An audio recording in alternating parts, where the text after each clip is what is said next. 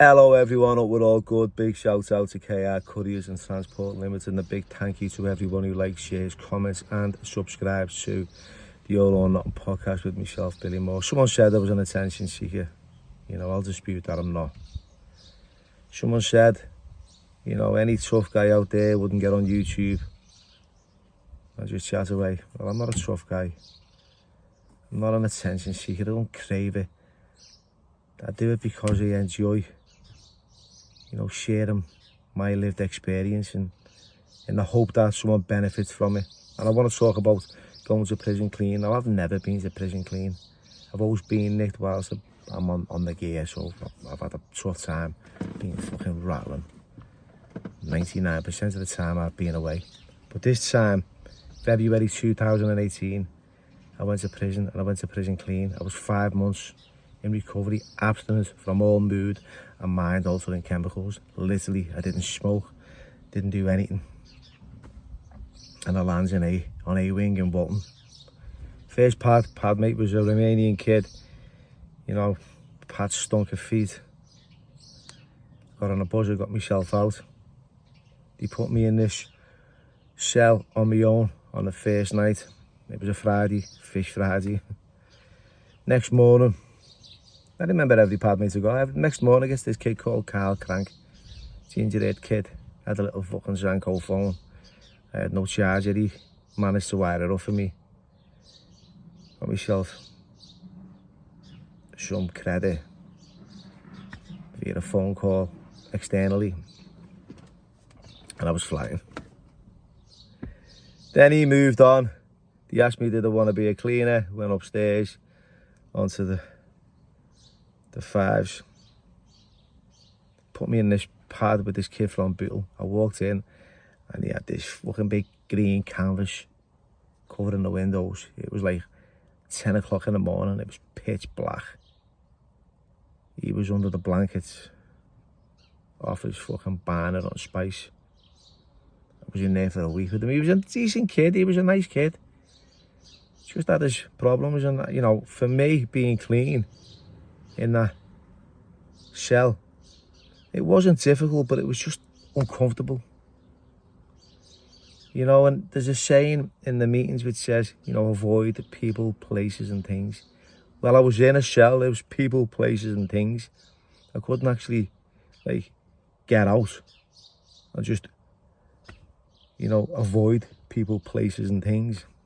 So I just had to grin and bear it, get myself to another cell, eventually with another kid. He was a fucking bad bellend, in charge of the pad and everything. One of those fucking control jobbies, had the remote, loved EastEnders, loved Emmerdale Farm, fucking Coronation Street, all the shit soaps. Anyway, didn't get on with him. Nearly fucking battered him. But let me tell you about this story, right? This firm's landing left, right and centre. The Speak firm had landed.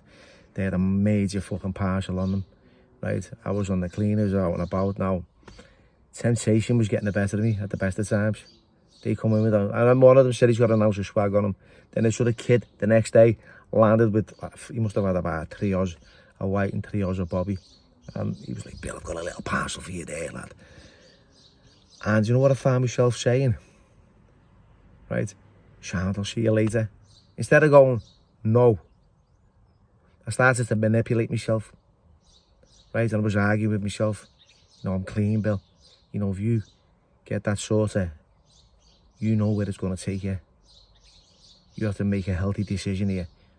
And then my head was justifying that you're in prison, it's okay, no one will know. Melt away the walls. And he said, just get us a few bits of shampoo and, a few munchies and sorted. And I had munchies in the pad and he had shampoo and I was passing them, right? And then he kept saying, I'll have that sorted for you later. Went to the pad and he went, do you want it now? I go, no, you're all right. I kept delaying it. Honest to that, I kept delaying it. In the pad, I'm fucking fighting with myself. It's hard, mate. It was just hard work. I was thinking, no, fucking hell, don't do it, mate. Don't do it, no. You got this little phone. Picked it up on the phone. People who were outside in recovery, shared where I was at. Started to talk about what was going on for me. And I was glad when they got moved. They were on that wing for a fucking week. Tan and green, fucking smoking whatever, you know, and I just marched through the mud and the nails and just didn't pick up, you know. And I'll tell you something now, right? In my marriage life, I had this bird who I was madly in love with at the time, thought the world of her. Was on the phone, he gave us a phone and a cell, so, you know, I could phone her from this landline. And she fucking buttoned me and ended the relationship.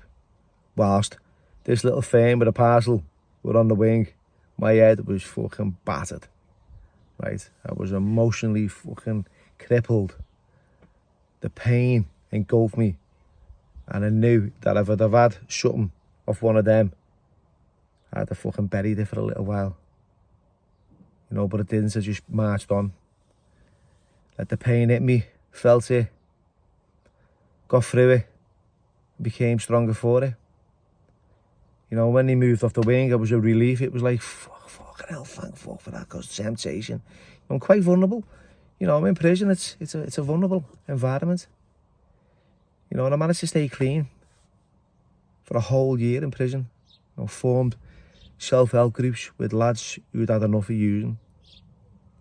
You know, so we were upstairs in Inley on the drug-free wing, which was fucking not the drug-free wing, to say the least. It was full of fucking bellends who were on the fucking hooch, who were causing murder, and, you know, we were the enemy because we didn't want to use. And notes were going in the box that I was cultivating fucking gang culture in these rooms, because there was loads of young lads coming in wanting to fucking stop taking drugs and share their experiences and, you know, listen to what we had to say, and it was helpful. And then that got closed down because people were saying I was selling spice. Fucking hell. You know, I was dealing. Michelle was raided early hours in the morning by the Germans. I had my cat teeth taken off me. They found nothing. It was just allegations, notes going in. People felt threatened. You know, all I was dealing was a little bit of love and hope. Eventually, the governor seen right through it and spoke to security, and they gave me my cat teeth back, and I went to Fort Cross for the last 3 months of my sentence. I sat down in front of a computer and I wrote, you know, another book.